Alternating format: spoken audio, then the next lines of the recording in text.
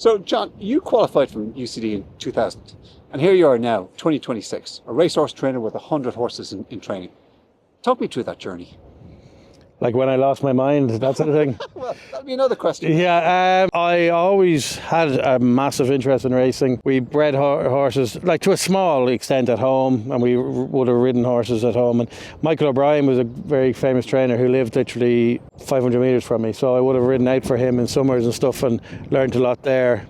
And as you can see, I wasn't going to make it as a jockey in terms of stature. So it always was a big interest, and it just started off by, I was actually in Monaghan working in a small animal clinic. I was running a small animal clinic up there and started tricking around with a couple of horses, and it kind of gradually built to maybe 8 or 10, and then I got a job in the northern department TB testing cattle, which was really handy because I worked 4 days a week. I tested 2 days and read the test 2 days, and it was much more flexible for me to train those horses. But it got to the point where I had to make a decision what I was going to do, and we took the plunge and decided to. And when did you actually make that plunge? I think it was about 2007/8. Okay. Late 2007 maybe. I took a career break initially from the department and got a yard in the Curragh. And that coincided then with the recession pretty much starting straight away, which wasn't great. But we soldiered on for a couple of years. We were surviving, but just that's all we were doing. And then I met the owners of this yard, and we kind of came up here in partnership, and we've been here since. Perfect. So when you came to college, had you any plan that one day you would become a racehorse trainer? Yeah, I did. I always had in my mind that I wanted to do it.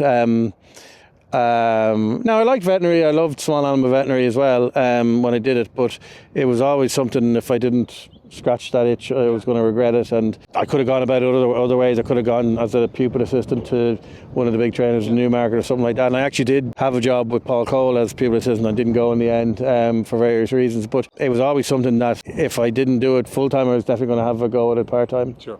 Now, obviously, it's a job with huge highs and significant lows. Yeah. What have been the highs? I suppose the two highs would be winning at the Cheltenham Festival with Seddon. I think that was 2023. That was unbelievable, and he was an unbelievable horse. I know, because I backed him. Yeah, He was well, unbelievable. Yeah, he was an amazing horse. You know, he wasn't he wasn't a young horse when we got him, but he just rejuvenated when we got him, and he was super. And then I won a grade, the Anglican Stakes Group 3 with a horse called A Case of You, who was a fabulous 2-year-old, and subsequently we sold him to Ado McGuinness, who went on and won 2 Group 1s. So they were probably the highlights. Plenty of good days, and as you say, bad days as well. And getting that Cheltenham monkey off your back, though, because you'd come so close. Yeah. 2 days before we were in front at the second last and fell with Malham Mission, so it was I'd won plenty of races in Cheltenham, but just not at the festival. If I retire now, I'm a Cheltenham Festival winning trainer, so it's good. With the lows, we're not going to focus on them, but I mean, it requires a lot of resilience. Yeah. How do you cope with that? With trouble sometimes. I'm getting better at it. Like, you know, it's a funny thing to say, but when things go wrong or bad days, like I just turn around to myself and say, no one's died, pretty much.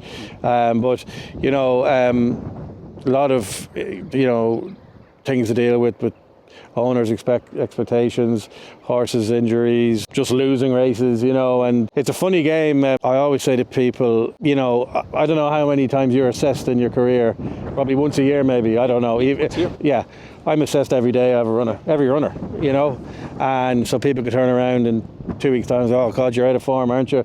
And it's just, it's amazing the way the public not turn on you, but like all of a sudden you can't train, you know, and then train a couple of winners, oh, they're flying again, and so that's very mentally, that's very difficult. You have to be strong for that. Yeah. Racing is a fickle game, and that loyalty thing, it must be very difficult. I know you said you've had a partner here for many years, but you need that kind of solid foundation, don't you? Yeah, like he's great in that he doesn't put me under any pressure really, and he's owned some of the horses as well, and he's, as an owner, he's great. But I had a winner before Christmas in Dundalk, and I was asked about the most difficult part of the game, and I said the owners. You know, like it's not just for me. Like, loyalty is not a thing that they treasure. Unfortunately, you're only as good as your last winner. Okay. And running a business, I mean, getting the clients to pay getting all the bills in. You got a huge amount of expense here. Yeah, it is. You have some wonderful people, and then you got some not so wonderful people, and it's a luxury game for the owners. So it's probably the last thing that gets paid. So if there is a squeeze financially on them, we're going to be the people who get paid last, and that's a problem. And it's a big problem. HR, we don't get much support from the authorities. So in that regarding that, so that's a constant battle. Yeah. Okay. Any burning ambition? So you've had Cheltenham winners. You've had other big successes. What drives you in the morning? I'd love to have a Grade 1 winner. I've had a Grade 2, Grade 3 winners. A Grade 1 is the ultimate. Yeah.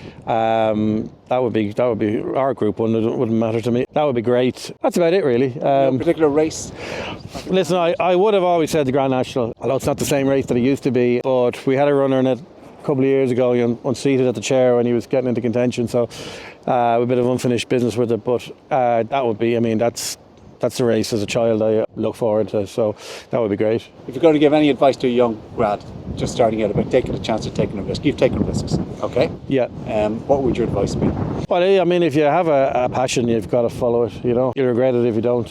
And if you're going to follow it, give it your 100%, because I say that to the jockeys, the apprentices, like I take under my wing, like if you will regret not giving it 100% if you're going to do it. So, and if you do that, I don't think you can have any regrets then.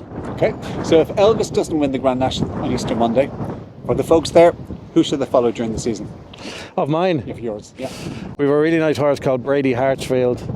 He's run a couple of bumpers. He should win his next run. I don't know where that'll be. It could be an Ayr. Yeah. So he's one to follow, definitely. He's a very good horse. Brilliant. Okay. Listen, John, thanks so much for your time. No problem. Showing us around the place, whatever. Really entertaining. And for everybody viewing in, thanks so much for watching. Have a great day.